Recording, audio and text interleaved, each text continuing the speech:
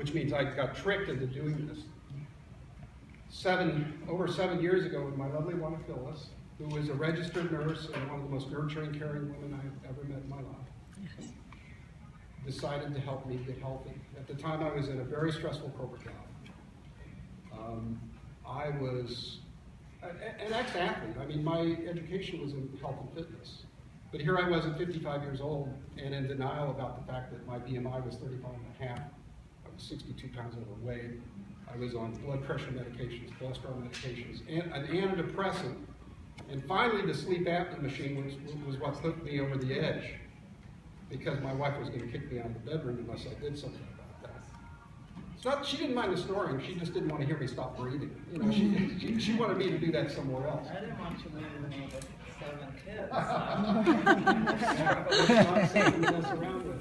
So she got me to make that choice to get on. She got on the track and started running. And I just knew, well, I guess I better run, because I'm not going to win this battle. And so I got on the track and I started running. And in the first lap of that track, that run, all of a sudden my life was different. I dropped that 62 pounds. I came off all 3 of those medications and the sleep apnea machine, and my life, I was seeing life differently, and people were seeing me differently. And I was still in that corporate job. In 4 months, my health was like, wow, this is amazing. This is what life is supposed to be like, and I had forgotten. I really had forgotten that. Several months later, as my company was going through stressful times, I was put into a position where I was facing the possibility, or actually the reality, of having to lay people off for what I thought was unnecessary reasons. And I realized that at that point, the reason that was happening, because in that particular situation, profits were beginning to drive purpose. And that didn't feel good to me. So Phyllis and I are taking a vacation. We're in Zion National Park. In fact, we were going to Scottsdale, Arizona to check out to meet Greg and Whitney for the first time. I hadn't met him before. And we're going through Zion with a little side trip.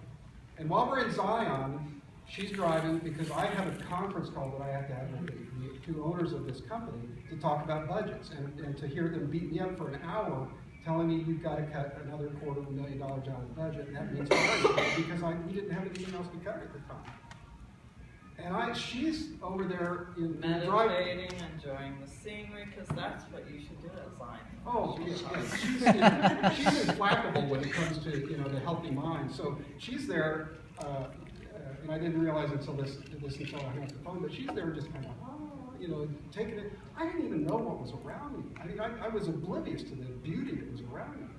Here she's just soaking it in, and she's in this peaceful state. I'm ready to roll down the window and throw up, because it was such a stressful moment for me. And I had this crystal clear moment of clarity at that time, and that clarity was, look, this path that I'm going on right now, had a nice job, I suppose, made a pretty good income, was taking me down that path, pulling me back towards that path of sickness. And I looked at her, and here she is happy, and I'm miserable, and I thought, I want that. She had become a health coach. She was phasing out her registered nursing job, right? And still as a nurse, right? Never looked back. And so I turned to her after I hung up the phone, and I said, honey, do you mind if I quit my job? Phyllis being Phyllis, she doesn't think of the economics of it. She just thought of what was going on in my heart. She said, sure, honey, that's what you want to do. How many men can be blessed with a support system like that? Well, and actually I had great belief in our company and what we were doing, or I was doing as a health coach, changing lives and seeing the opportunity out there where so many more people needed help. So here we are. That was July of 2008, 9, and I quit my job. And 3 weeks later, I just pulled the ripcord and jumped out of the airplane. Didn't you get in trouble the other way around. And it was a little dicey at first, because I made that decision just really at the spur of the moment.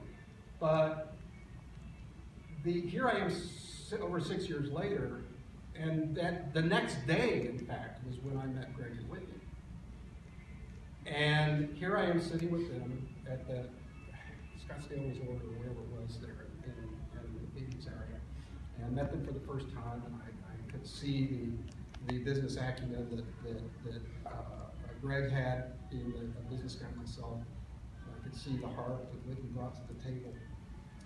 And it confirmed for me that, you know, this is a path that I want to go on. This is a community that I want to be part of. This is the team that I want to line myself up with and run on the track with. The really great blessing to me is that I was with that company for 5 years. And at the end of that 5-year period, I was literally throwing up out of my car window because I couldn't stand the stress of it. I'm 6 years into this partnership, and I just am blessed by the fact that Greg and Whitney are here with me today. And I'm blessed with the fact that each of you have chosen to be here and be on that same track and that same path, because it is about community. It is about creating health for yourself, sharing it, and helping other people make that same decision too. So one of the individuals that, before I introduce Greg and Whitney, one of the individuals that